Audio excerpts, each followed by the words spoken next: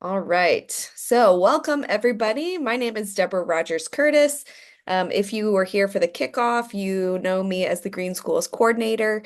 My background is as an educator. I was a teacher for 7 years, a principal for 7 years, and all in St. Louis Public Schools. And now I work on the backside to help manage these Green Schools programs, including the Green Schools Quest, which is an amazing program across the entire state of Missouri and Southern Illinois. And tonight is our very first Connect on the Quest event. And we're really excited because it'll be about our new theme of the year, which is biodiversity and wellness, and understanding the connection between those two concepts. If you haven't already, go ahead and introduce yourself in the chat. Give us your name, your preferred pronouns, what school you're working with, and something fun about yourself. A great example to look to is Jacqueline Jezik, who tells us that she is a coffee and avocado lover. I'm not sure if she's drinking those separate or together. I feel like that tells me everything I need to know about you, Jacqueline, if you're drinking avocado with coffee. I'm not sure that we can be friends anymore. I'd love to get us started with our agenda today. We're going to go through just a few learning objectives. Our guest speaker, Miss Linda Newman, is here. We'll have some time to ask her questions about her level of expertise. We have a lot of resources to share tonight on our theme of biodiversity and wellness. And then we'll have a chance to connect with one another. And then I will stay on the call at the end for any question and answer that you might have. And if you have no questions, then you're able to exit early. So we're going to go ahead and get started with our learning objectives. We've got three things we're trying to accomplish tonight. I want to be able to help you help your students identify biodiversity on your local school campus. So basically, we're going to go through a lot of tools that help students understand the wildlife, the plant life, and even the microorganisms that are on your campus, specifically to your area and your region. We also want to connect biodiversity to students, staff, community, family, and environmental health. That is the theme of this year's quest. So tonight we really want you to understand the connection between biodiversity and our physical and mental well-being. And then finally, we want to use our networking time to help you create a plan for a school sustainability project that incorporates those if you're interested in submitting a project that has the theme involved this year. Our big introduction tonight is our guest speaker, Miss Linda Newman. She is a registered nurse of 48 years, and 27 of those years has been as a Sorry. school Yes, nurse. sir. You just go to Oh, the sorry, website. Marcus, I'm going to mute you. Linda has been a part of the school system, as you can see, for nearly 30 years, which is really impressive. As you educators know, it's a long tenure with a school system, and it's a pretty tough job, especially during the pandemic and understanding all of those crazy nuances that went into school nursing. So we're going to hear from Linda. I will stop sharing and switch over to Miss Linda, who will start her presentation. Linda, take it away.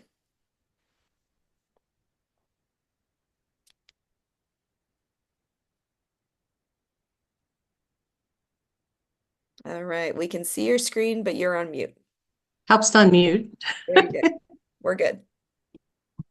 Oops, it's not advancing. Hang on. Let me just try something here.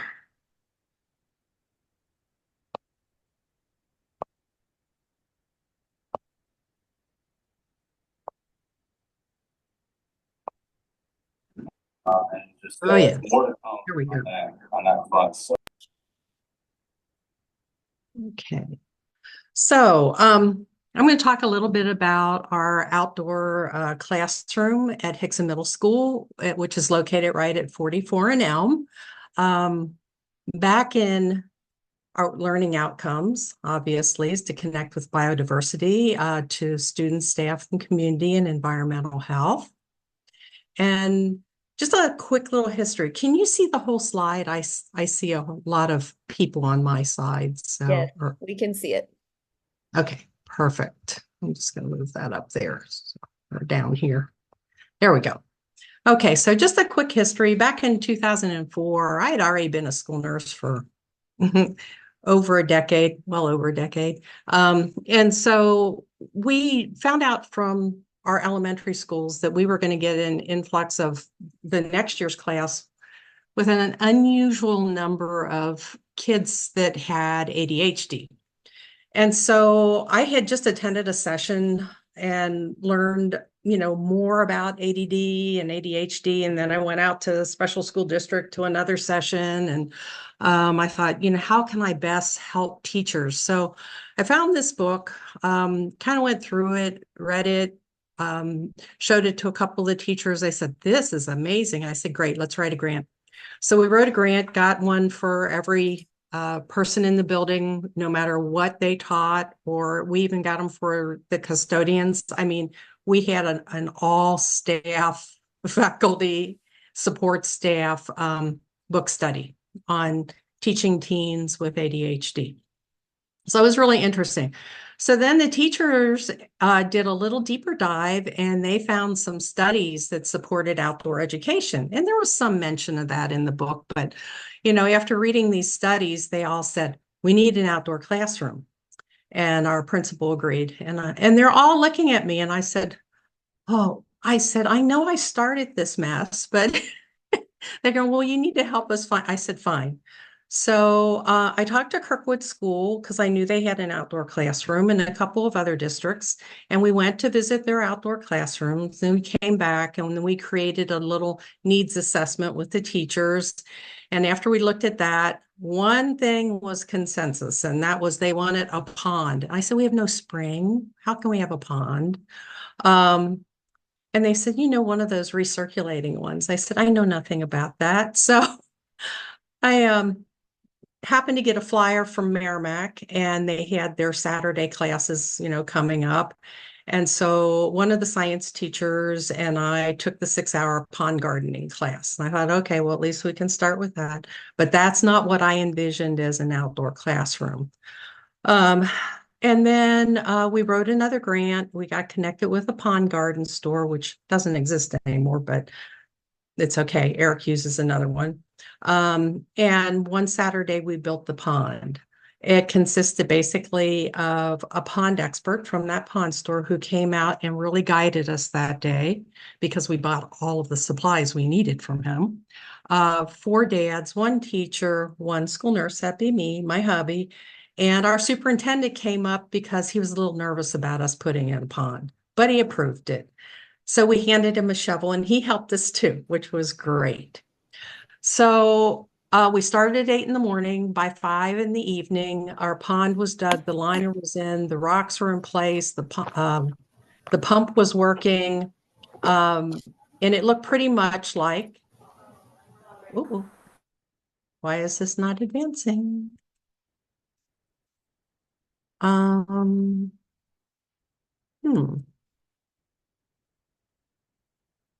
Deborah, I'm not sure why this is not advancing.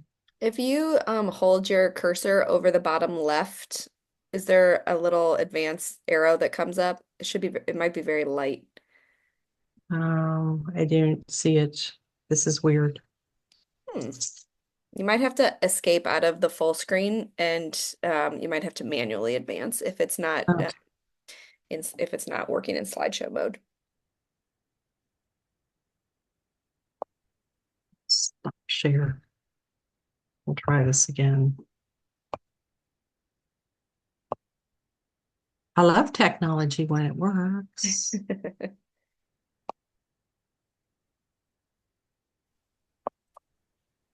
Okay. Oh, yeah. So it looked like that.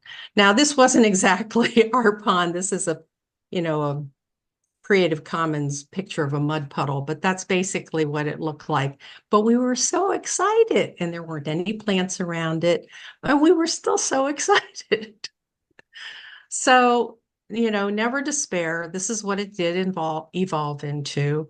And you'll learn more about all of this as the presentation unfolds. But the pond cleared up after about a week.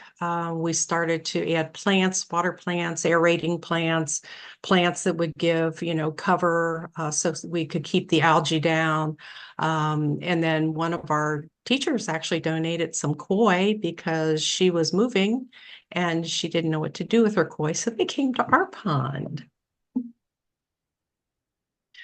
So what also happened was some Hickson alums were looking for a project right about that time, and they knew we were putting in an outdoor classroom.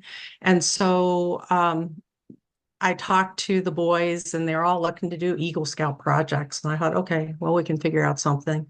So one made an informational marquee, and in the marquee, we used to put the story of the pond, information on biodiversity. We had artwork in there. We had all kind of stuff about the pond, and it was forever changing.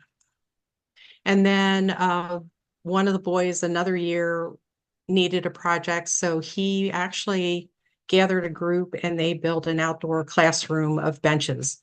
And then some of my campus club kids, I had a after school group that met every Wednesday, and we met all year long, even in the winter, and we did find things to do. Um, and they created stepping stones for a path.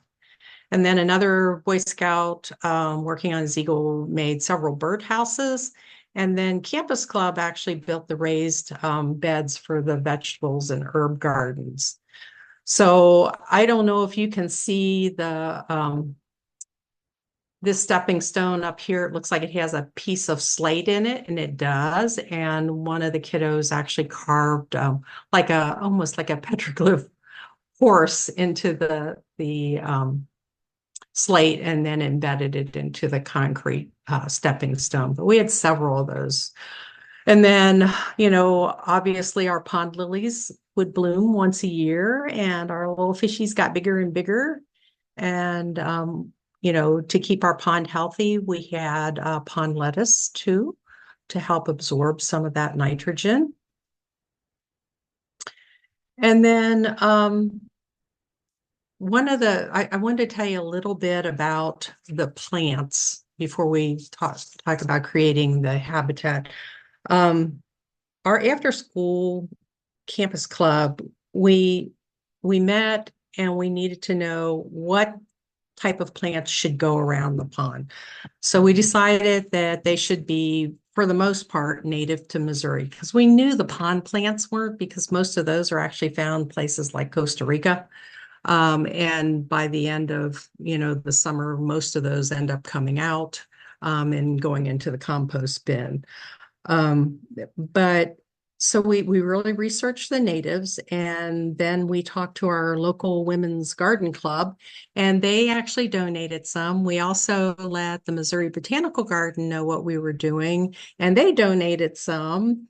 And then before long, everybody said, well, that's kind of nice, but it's still a little bit sparse out here. And I said, well, you could donate some plants. And so they did. And so it seemed like, most of the teachers donated one plant apiece, and I donated many from our gardens at home because, in the spring you divide your plants. And then parents start doing the same. And like I said, all of a sudden it went from the mud puddle to looking like this, a thriving ecosystem. So we also wanted to create a habitat to attract wildlife. We had this owl that used to love to sit up on the marquee, and you know how they regurgitate these pellets with contents that they couldn't quite digest. So the kids found these and they said, well, what are these? And I says, well, they all regurgitated that. And I said, you should take these to your science teacher. And I said, I'll bet they'll find a science lesson there. So they opened them up and they found little mouse bones. So then they knew that the owl was eating mice. We have feeders in the winter. We had the pollinator garden, which attracted, the bees and the butterflies, and also fed them because, when a lot of the flowers, as they go away, they leave their seeds behind. And before long, it looked like Goldfinch City out there with goldfinch flying all around and eating seeds. Our pond water provided an environment for our fish to survive, for the occasional ducks that would come by to utilize the pond to take a bath. The birds would get in the stream beds and bathe. And then we'd also see rabbits and turtles and come by. And I'm sure there was the occasional raccoon, but they come at night, so I didn't actually see any of those. But we found evidence of them. The reason there are tomatoes there is because if you're going to have vegetable gardens in an area where you're trying to attract wildlife, it's always nice to plant more than you need so that they can indulge in some of those goodies too. And then our giant oak trees and pine tree provided shelter from the bad weather and places to hide, and as well as nesting space. So we use sustainable practices such as composting and the use of pond water to enrich our soil. And any little mice that wanted to come by, that Al took care of, as well as the hawk that we would see quite frequently. And then we kept the pond water healthy and clean by monitoring and adjusting the water as needed. So with all this, we found out that we actually qualified and earned our National Wildlife Federation certified schoolyard habitat. So that was kind of a bonus. And we also had this nesting pair of ducks. Eric probably still has them stop by to build a nest and have their babies. So who utilized the gardens and pond? Well, science class wanted it for their microscope unit. That's why we had to build the pond. Anyway, the special ed classes did a garden to table project, which I'll talk about. And art class would go out with their big boards and watercolors and pastels when the iris and some of the other plants would bloom in the spring. It was a nice way for them to get out, and some of their artwork was just amazing. Our ELA classes used to take some old quilts that got donated out, and they'd lay them in the grass and they'd lay around reading, out in the gardens, and they'd go out there and write haikus. Our counselor, every once in a while, I'd see one of the counselors sitting on one of the benches outside by the pond with a kid that just needed to talk. And it's so calming to sit on a bench and just look at fish in the pond. Band actually practiced outdoor quite a bit. One of the Eagle Scouts had built the outdoor classroom with the podium and the benches that accommodated our whole band, and not to mention other classes that used that. And then after school, it was quite common to see kids sitting around the pond just waiting for their ride, or, playing their violin or whatever. That was my favorite, was when they played the violin. So our garden to table zucchini project.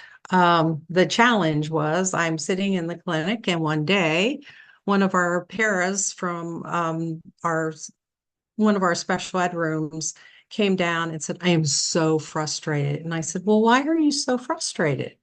And she said, "I love these kids, but they never eat vegetables." And I said, "Okay." And so I said, "Let me think on that." And so I went up and I talked to the teacher after school, and the teacher said, "Well, they don't. They eat what parents pack them, and they don't like vegetables, so we never have seen a fruit or vegetable in their lunches." And I said, "Okay." So I said, "Well, do you have a unit where we could possibly plant seeds, the kids plant seeds and, nurture the seedlings and the plants, and then we'll dedicate one of the raised boxes to them?" And, "Well, yeah, yeah. Well, what's easy to grow?" I said, "Zucchinis." So we did that. I was able to convince my principal that I needed to have a sub for, like a couple hours one morning, and because we have a very busy clinic there at Hickson. And so I had one of our subs come in for a couple hours into my space, and then I went upstairs to the classroom and brought the bags of dirt and the little pots, and the kids put in the dirt and the seeds, and we learned about how often they should water them and what type of light they would need to grow. So basically they grew the plants, and when they were big enough to transfer to the raised garden box, they did that. and they would water them. And those that came for our summer program, they continued to water in the summer. And then when that was done, I continued watering, through the dry month of July and August. And then we were back to school. And by that time, we had zucchinis. Oh my gosh, did we have zucchinis? We were giving them away right and left. And I said, well, can I come up and do a cooking project with them? Because they've grown these. I'd like to see them eat these.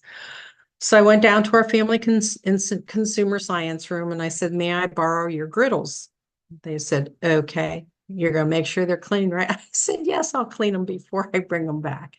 So I took the griddles upstairs and once again, I had somebody sub for me for a couple hours and we just sliced zucchinis and we just lightly oiled the griddle surface with some cooking spray and then sprinkled just a little bit of garlic salt on the zucchinis. And we basically just kind of sauteed them.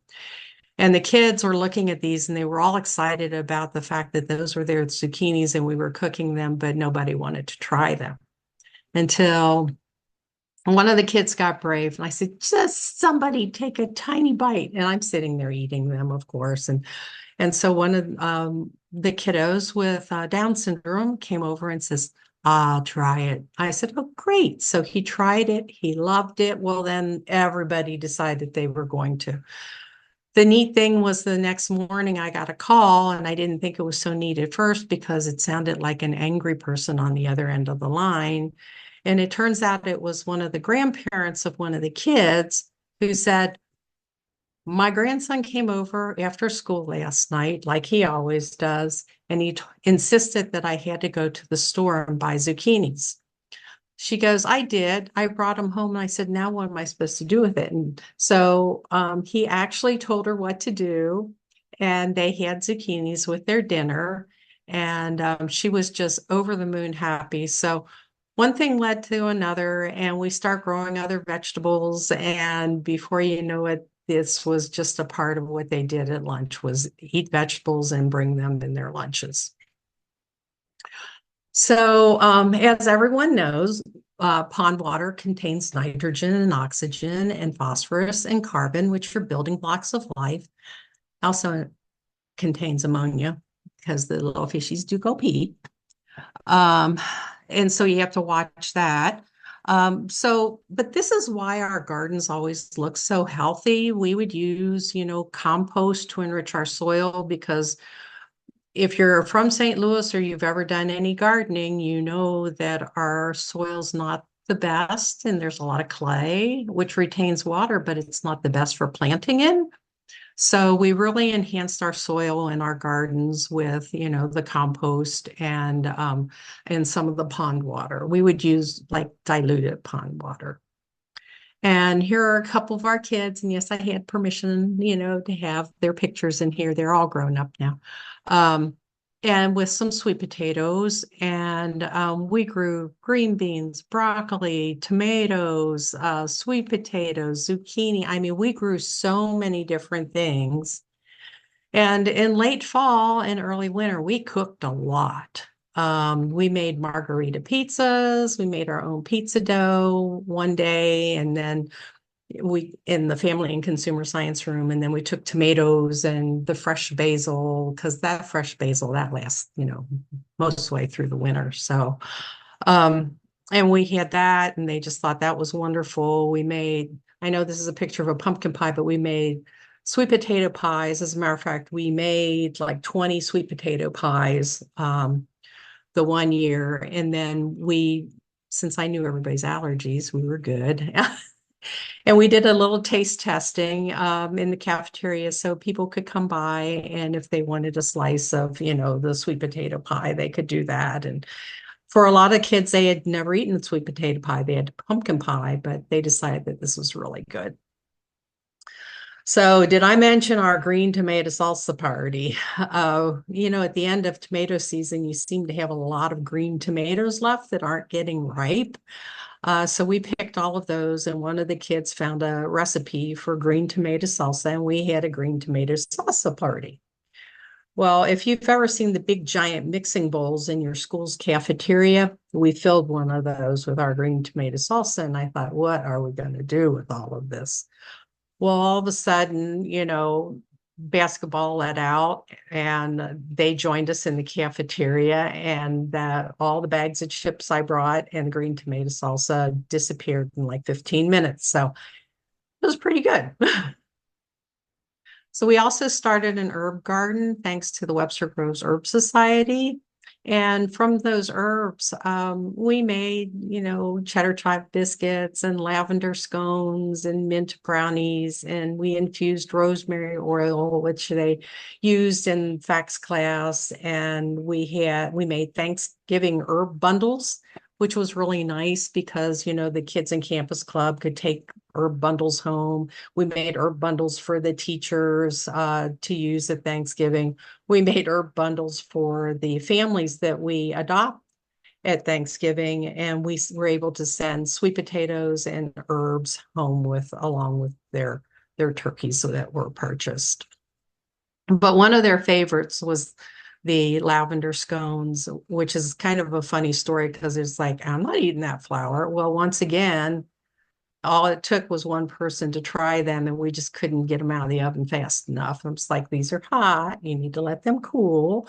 Uh, but it was fun. And these were all recipes that the kids took home with them.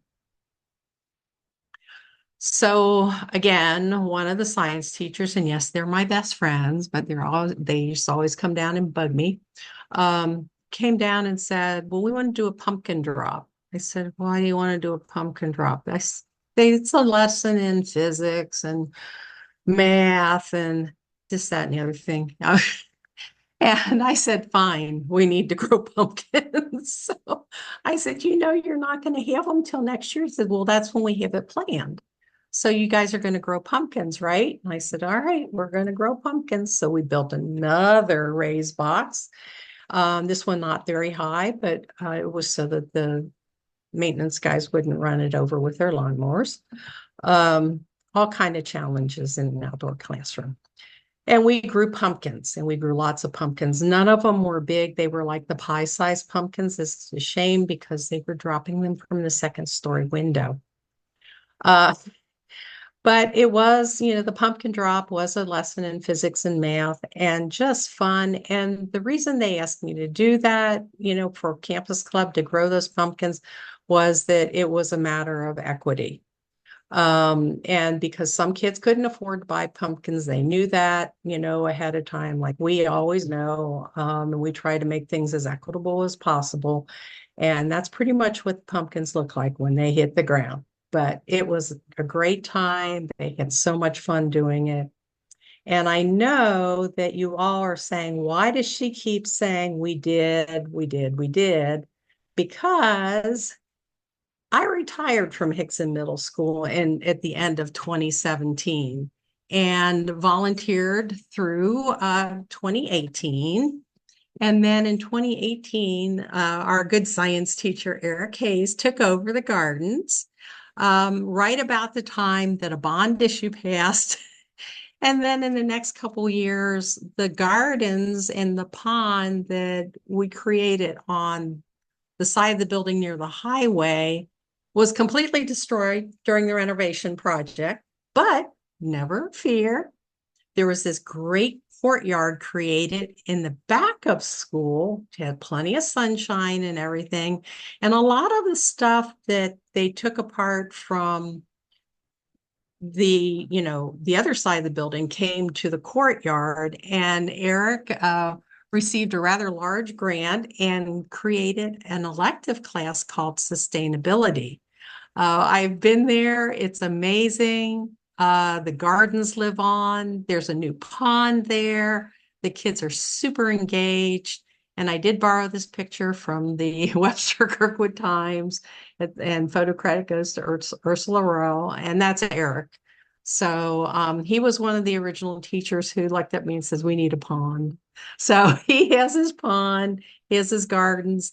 the one thing that is in this garden that we didn't have on the other side of the building is chickens. And by the way, those eggs are good. Last time I was up there, the kids went out and got some eggs and they cooked them for me and they were delicious. So, um, you know, everything comes with a little bit of adversity in life. My heart really sunk when I saw the plans of what they were going to do to Hickson so that they could bring the sixth grade center over and we'd become a six, seven, and eight. But it all worked out because all the knowledge that we learned from the other side came to this side of the building. And I would consider that sustainability. So thank you all for listening to my story. I hope that inspires someone. I'm still a little bit sad that the one I created is gone, but you know, Eric's doing a great job. I mean, a phenomenal job. Those kids are so engaged. Um, you know, the connections that we made back in 2004 till today are just amazing. The connections with the community members, with the garden club ladies that still come out and they'll check on the gardens. The people that walk by the gardens and say something and will say, well, the kids do most of this. And they're surprised that middle school kids do this. And it's like, well, no, they're totally invested in it. It's a win-win to have a garden. Kids are happy, they're engaged, they're learning to care for a garden, for veggies, flowers. They learn to cook. They learn to serve the community.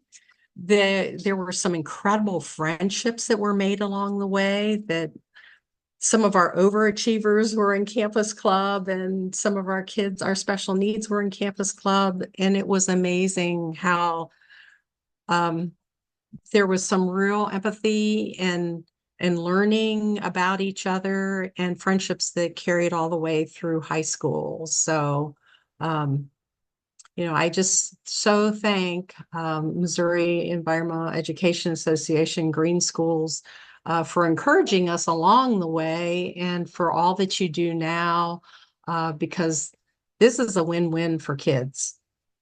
So thank you. All right. Thank you so much, Linda. This was really beautiful and inspiring. My favorite by far is the zucchini story of, it takes the bravest kid in the room to actually go forth and try the green vegetable.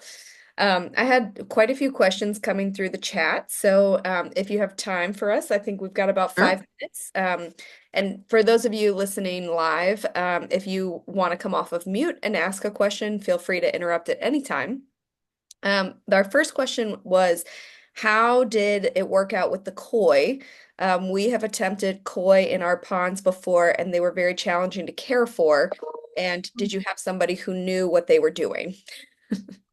Well, I consulted with the pond store quite a bit at first. We never lost a koi.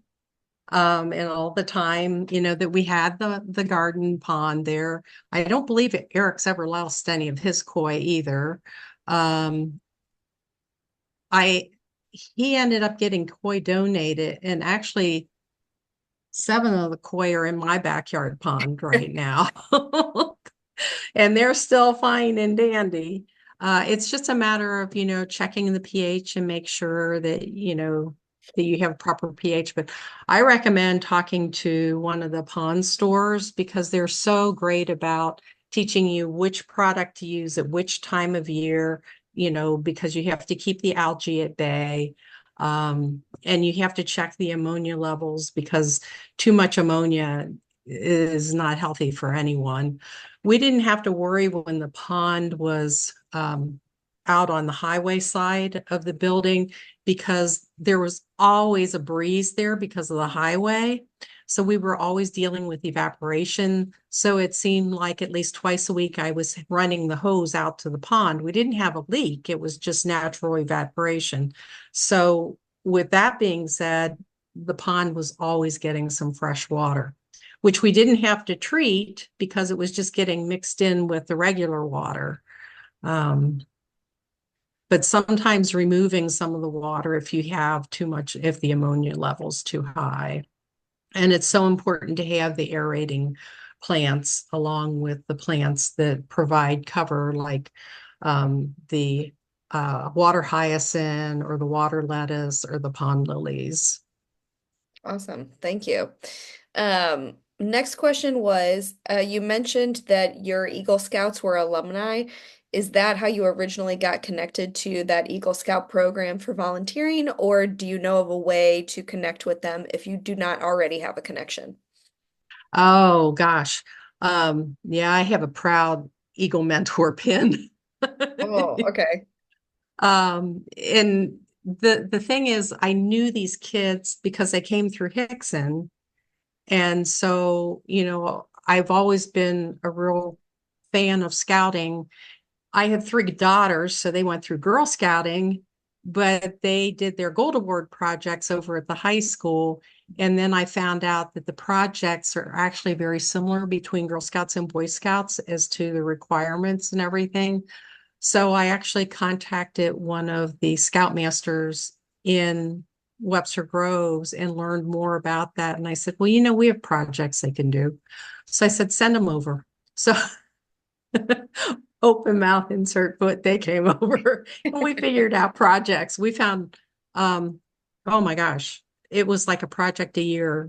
And then if we couldn't find one at our school, we found one at another school or in one of the community parks. So we also connected them with our parks and recreation, but the scouts were amazing. Excellent. I also got very lucky when I was a school principal and a troop kind of found us. So if your school has not connected with either Girl or Boy Scouts, we have a really strong presence here in Missouri. So if you need to connect, then we can definitely help facilitate that. We had a question about composting. How did you get your school to buy into the composting program? And was it also part of the whole cafeteria system, or was it only for the garden? No, well, we wanted it to be part of the whole cafeteria system, but I never got that far. Eric might have by now. I should have asked him that. But we just basically did it with Campus Club. We knew what we could put in there and what we couldn't put in there. But we were also very cognizant of, rodent population. I presume we had a mouse here or there that we really never saw other than their droppings, because the owl was quite happy to sit up on that marquee. Mhm. And, and we saw what he was eating. So Amazing. Next question was about the original question was your ADHD students. How can we support this many students coming to us with ADHD? The question was, did the garden do what you thought it was going to do for the students with ADHD, and what other surprises were in store for other students with disabilities? okay, that I think what happened was unexpected outcomes. Hmm. We were just hoping to get these kids more engaged, give them a little more outdoor time, which is, I can't explain the science behind it, and I'm a nurse, but I guess it just allows them to breathe better, have more movement, connect a little bit more, and then be able to come back in the building and re-engage, kind of get the wiggles out, even just moving from indoors to outdoors. You know how people can exhale better outdoors. Our special needs classes, even my one runner that I chased all the way down the driveway one day, I'm like, stop. But she was safe. And I let mom know, who was a teacher, by the way. And she ended up just loving the gardens. They started gardening at their house, which was amazing. Um, One of the really neat things is Hickson has always had the voluntary transfer program. And so some of our kids come from South City and are bused out to school. And so well, actually, six of my kids and campus club one year, but usually at least four would take the voluntary transfer bus home, after campus club. But those are the kids that just really got into the cooking, taking foods home, learning new recipes. And one of my kiddos who definitely had ADHD with a capital H in there um, was so excited about this. And bless his teachers because I only had him once a week for an hour. you know? But he got so into gardening that he asked the apartment superintendent if he could make a garden. Well, the superintendent of their building was so excited about it that he helped him build a box, and they grew vegetables together. Wow. And he lived with his grandma in the apartment, who was just so thrilled because she could, use those vegetables to help make dinner. And yeah, so that was a fun outcome. Um, yeah, every year I did something with the special needs kids. So we always did some project, and sometimes it was zucchini, sometimes it was beans. I mean, whatever they decided that we should do. Um, and we always did cooking projects, but I think that was the big thing. The kids wanted to come and eat. Kids love to eat. They like to cook. I'm not sure that I was quite as strict as maybe the family and consumer science teacher was. Having had all those Girl Scouts, I was a Girl Scout leader for 17 years, so I'm like used to middle schoolers and teenagers. So it's like, just don't hurt yourself. Make sure you clean up. But, I think the fact that they could have a little bit more autonomy after school, and they took real pride in the gardens of, somebody threw something down outside, they'd get yelled at by one of the campus club kids. It's like, hey, we keep this clean. Well, no, you pick it up. So we never had to worry about litter. All of a sudden, our campus was nice and litter free because the kids just start taking pride in the campus because they helped take care of it. And they grew those beautiful flowers. They grew those yummy vegetables. They grew those crazy pumpkins or pumpkin drop. Um, so yeah, and I grew to love them even more, as individual students, because so often the nurse sees them in a different role. So I got to know them better. They got to know me better. We were able to talk a little bit more about healthcare careers too, which was nice. As a matter of fact, one just graduated from nursing school at Maryville, because I ran into her at a grocery store. But yeah, it was good. It did help the kids with ADHD. Definitely the teachers felt like they had a better handle on things. I think part of that was that book too. So, but we just kind of embraced it. It was like, okay, this is the way it's going to be. What can we do to best serve the kids and still have control of the classroom? Absolutely. That's the ultimate dream and challenge as a teacher. Well, we are at time for this portion of our evening. So, Linda, thank you so much. I really appreciate it. For all of you who are watching this as a recording, if you have a question for Linda, feel free to email me and I will pass them on to Linda and I will email you back with an answer. We really appreciate your time, Linda. And this was just a beautiful, inspirational school garden story that really ties in all of these amazing things. So, the chat is, lots of thank yous and compliments blowing up right now, so feel free to peruse. For those of you who are listening and watching live, we're going to move on to a few resources. So for those of you who want to use your physical school campus as the biodiversity to study, it's a really great way for our students to just have a hands-on lesson that's in their very backyard. And it also teaches them how to use their actual backyard or their home or their apartment complex or anywhere that has something growing or something living. We have a lot of tools in this presentation to help you help them identify things. So this first slide is all different ideas of how to identify plants. There's a lot of apps that can do this, by the way. Many are out there. These are just a few that I wanted to highlight for you. Specifically, iNaturalist, which is number 4 on this list. iNaturalist has an insane amount of citizen scientist resources for teachers, and it's all free. And so this is a great way for kids to start searching their own physical space and understanding what is living there. The last one that I wanted to point out on this page is just number 7, which is to simply ask, what grows here?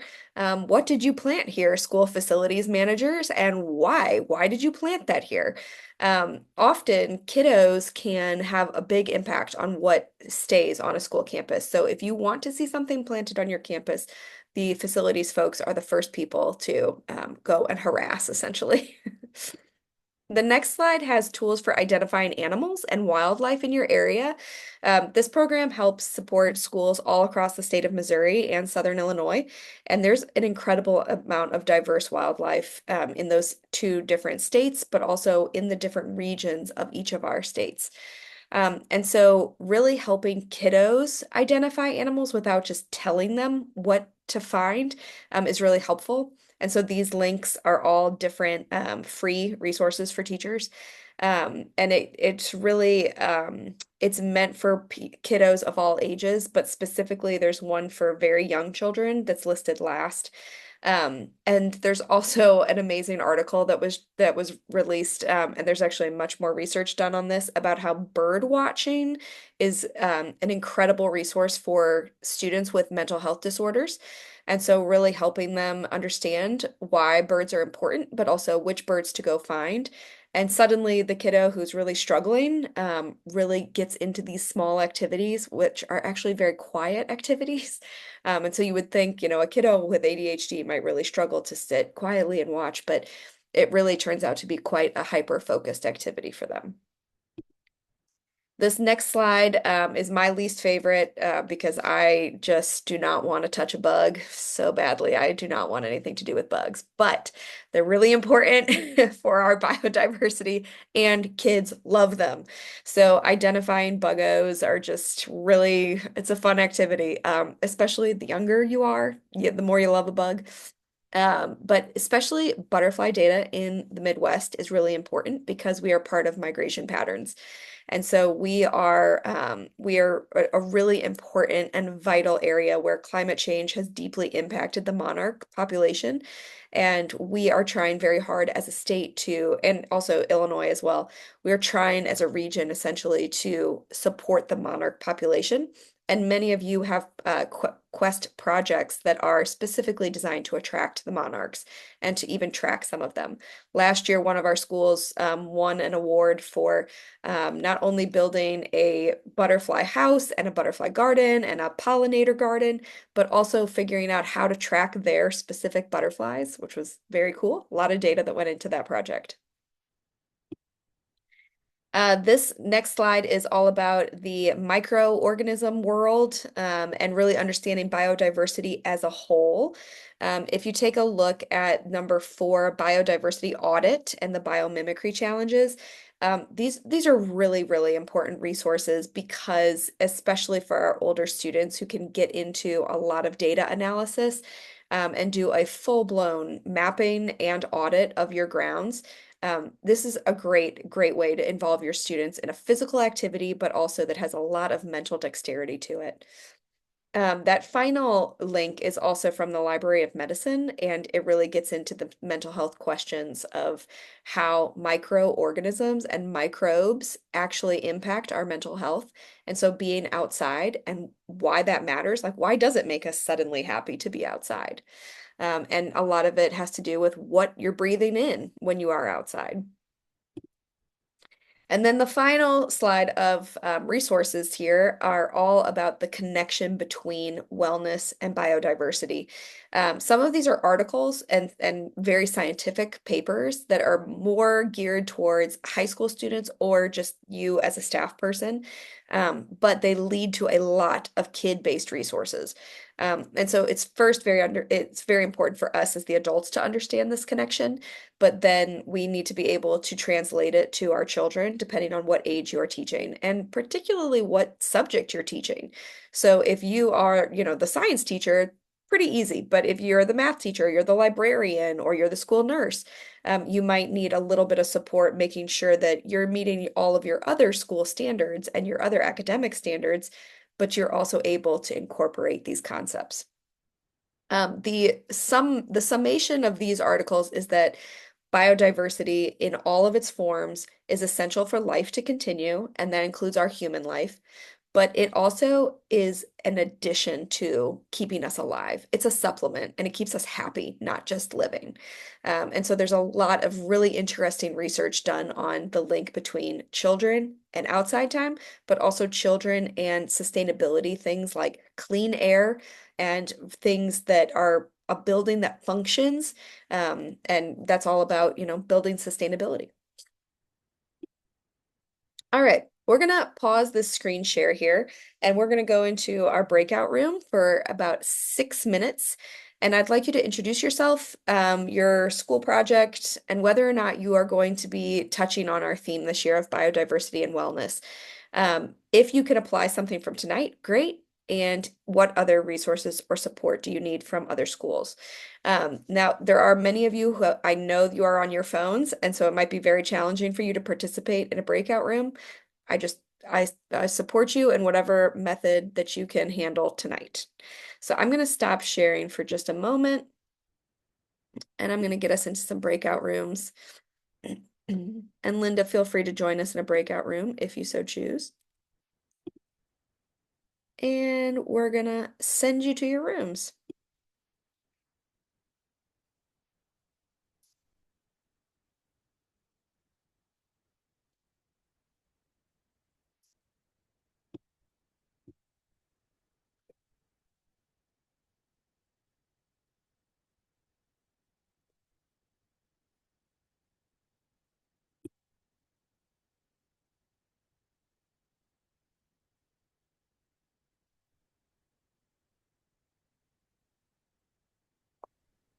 I'm going to sign off. Thank you. Thank you, Linda. You are amazing. Thank you so much. You bet.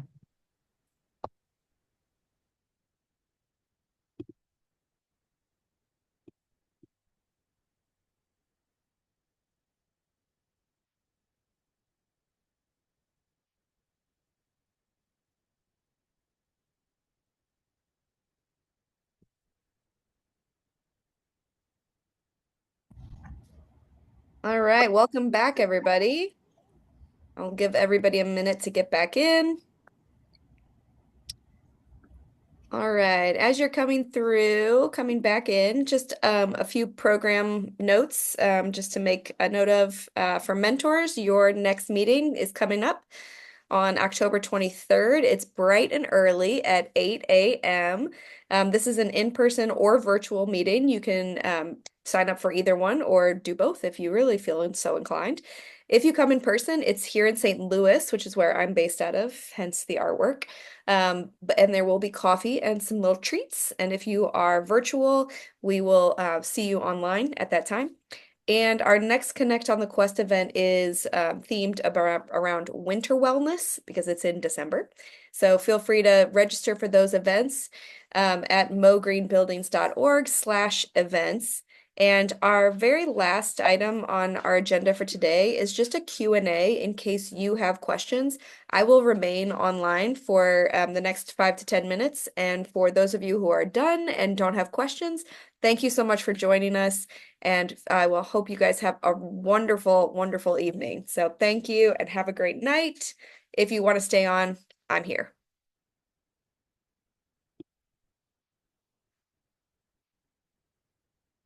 Hey, April, how are you? I'm kind of feeling today. So in exciting news, the third grade decided they were going to adopt areas of our school and work on them outdoors. And so I had them to target snake root, old field goldenrod, and just start pulling things out. Unfortunately, so on the good end, we had, I feel like everybody left. Everybody all left. They were done with their So questions. on the good side, a lot of stuff got done. Okay. On the made me sad side was that one colleague didn't want to go to an area where we could use some help and just chose to kind of do some other things that I don't know what it looks like because I had to walk away.